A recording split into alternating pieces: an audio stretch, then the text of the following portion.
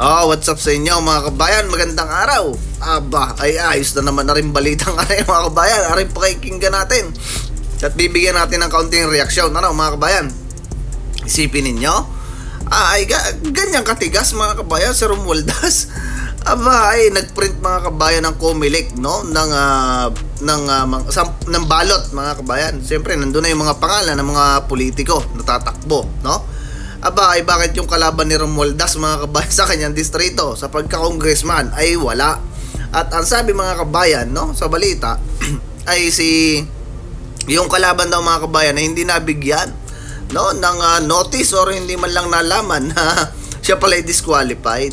Aba, anong nangyari sa Comelec mga kabayan?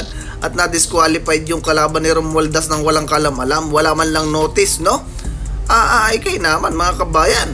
At syempre, itong ating ang passport mga kabayan, itong ating passport, ay parang wala ng visa mga kabayan sa ibang bansa. Ano gang nangyari? Dati noon ay napakarami mga kabayan ng willing, no, na tayo mag-travel sa iba't ibang bansa ng free ang visa. Ay bakit ngayon mga kabayan ay parang nababa yata mga kabayan, no, ang value ng ating passport. So anyway mga kabayan, bago tayo magpatuloy, inaanyayahan ko kayo na mag-subscribe, no? Subscribe at like, share mga kabayan, masaya na tayo. So pakinggan natin mga kabayan itong balita na to patungkol dito sa pagka-disqualified, no, nung kalaban ni Romualdez. So pakinggan natin. Wala po yung pangalan ni Bacale Nene, independent candidate para kongresista laban kay Martin Romualdez. Siya raw po ay disqualified at nalaman lang niya ito kahapon at hindi po siya officially notified ng Comelec. Bastusan na po ang ginagawa pati ng Comelec. Hindi binigyan ng notice yung tao na meron palang oposisyon doon sa kanyang pag-transfer ng kanyang distrito. Paano mga kabayan? Paano hindi magiging ganyan? Kita ninyo, di ba yung nagpupulong-pulong? Si Romualdez, yung Comelec chairman, si Bungit, si Liza Tanas, may isa pa mga kabayan, nakita nyo yung picture na yun?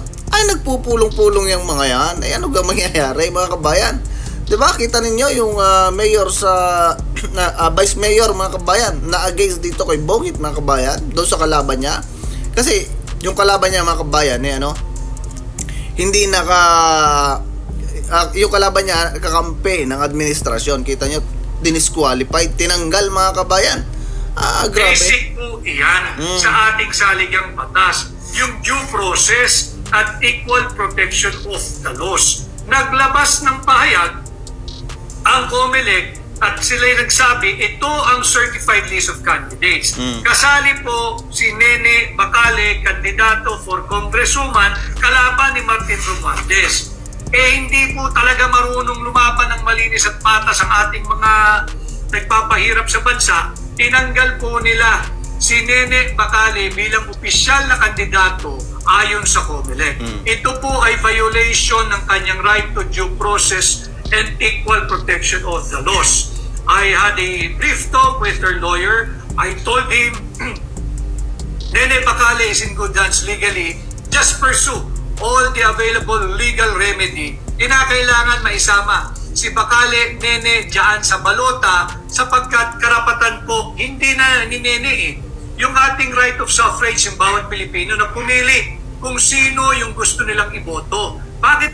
Tama yun mga kabayan. Dapat mga kabayan ipaglaban to. Kasi unang-una, late na mga kabayan na dinisqualified. At, ano yung ground, no? Bakit na disqualified yung kalaban ni Romualdez? Meron nga dyan mga kabayan non-Filipino mga kabayan.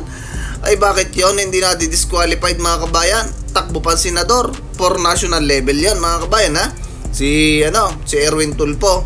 Bakit yun mga kabayan hindi na disqualified?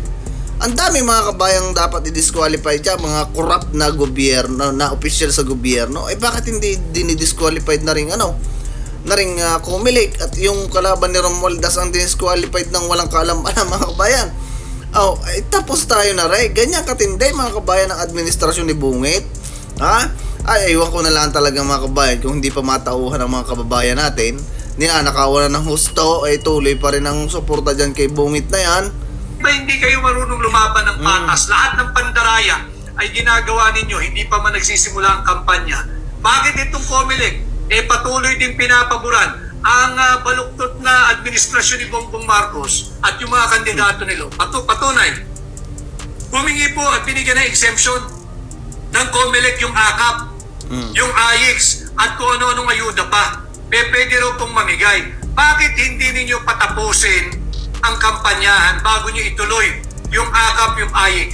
Anyway, yung 4Ps, yung conditional... Saka mga kabayan, alam ninyo, sa totoo lang ito sinasabi na to ni Senator Vic, mga kabayan. Takbo kasi ito mga kabayan, senatorial, no? At number 1 din natin iboboto mga kabayan. Yung mga hindi pa desidido dito kay Sir Vic, no? Kay Attorney Vic. Aba, ay pag-isip-isipan ninyo mga kabayan. Kung ibabalik nyo pa yung mga tulunggis dyan na senador, ay dito na tayo sa bago at totoong may panindigan mga kabayan at malasakit sa ating mga Pilipino. Abay, kita mo mga kabayan, ako'y nagtataka lang din niya sa mga AIX, Tupad, AKAP na yan. Wala naman mga kabayang dilubyo, walang mga nangyayari sa kuna. Ay tuloy ang ayuda mga kabayan. Ay baka pag mapagayan ni nagkaroon ng matinding kumbagay natural disaster, wala na mga kabayang maibigay at naipamigay na lahat. Masaklap lang dito mga kabayan, base dun sa mga nababasa nating comment na nakaka-attend dyan sa receive ng ayuda na yan,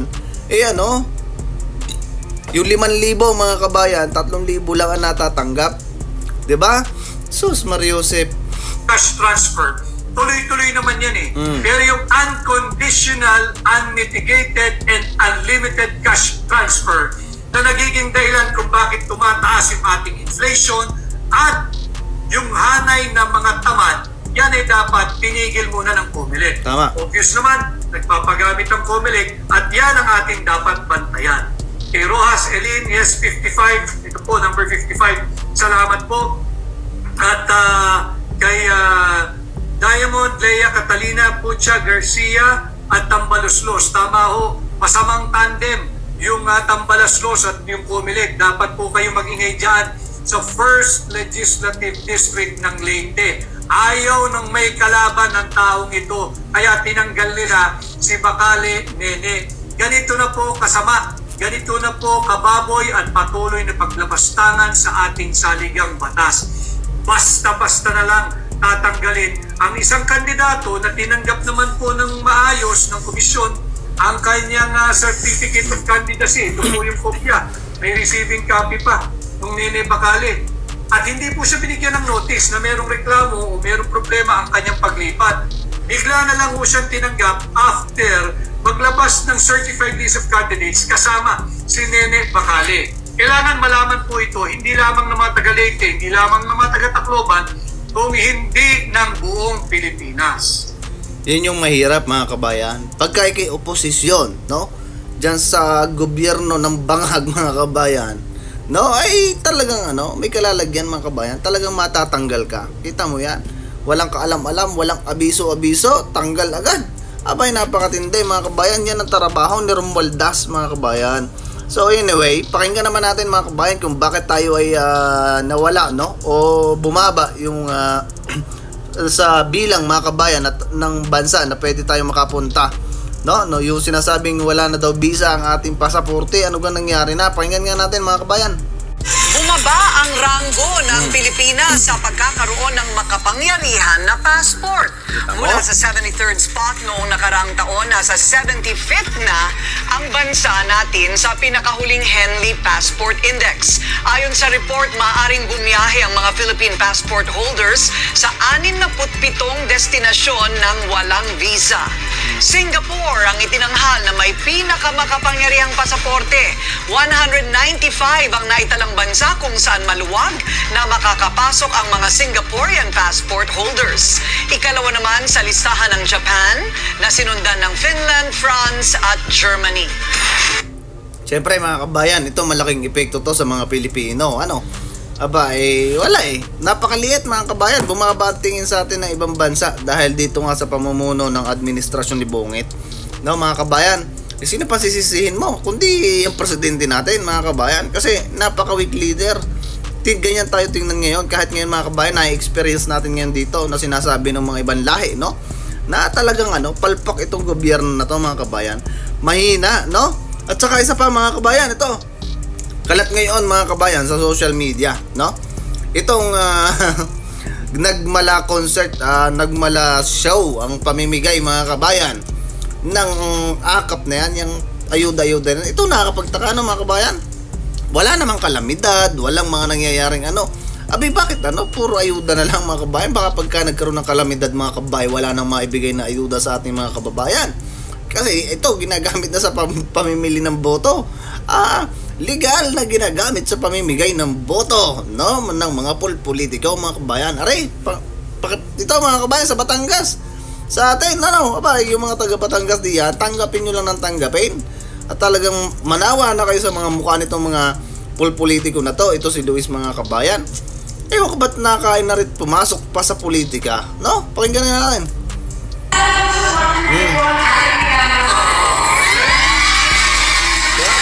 Parang bakit pa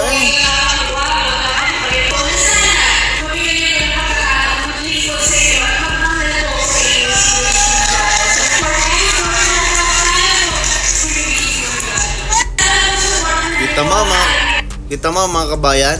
Ayan, tupad, payout. Sino mga nandun, mga kabayan? Mukha nung mga mag-anak, mga kabayan. Mukha ni na Recto, no? Mga kabayan, ni Vilma. Hindi ko naman sinasabi, mga kabayan, corrupt, no? Aba, ay dapat hindi mukha nila ang nakalagay diyan, mga kabayan. Dapat hindi mukha nila, dapat ang nakalagay diyan kung ano yung magandang lugar, mga kabayan, na makikita sa Batangas.